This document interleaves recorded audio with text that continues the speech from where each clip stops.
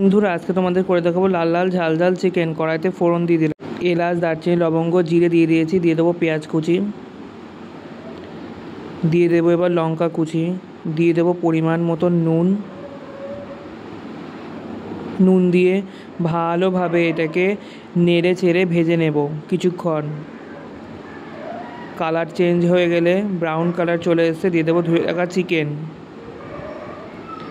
চিকেনটাকেও ভালোভাবে নেড়ে চেড়ে এর সঙ্গে ভাজা ভাজা করে নেব। দিয়ে দেব টমেটো কুচি দিয়ে টমেটোটাকেও এর সঙ্গে ভালোভাবে নেড়ে চেড়ে মাখিয়ে নেব। তারপরে দিয়ে দেব আদা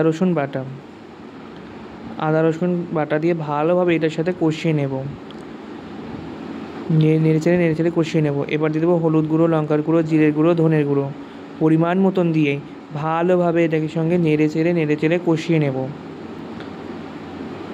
দেখো এখানে কত সুন্দরভাবে কষিয়ে নিয়েছি।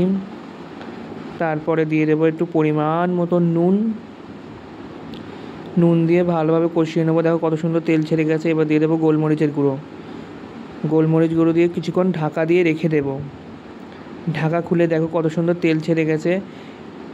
রাইস, ছাই, গরম মশলা দিয়ে নামিয়ে নিলেই রেডি। ভাতের সাথে পরিবেশন করো। ভালো লাগলে লাইক, কমেন্ট, শেয়ার করে পেজটাকে ফলো করে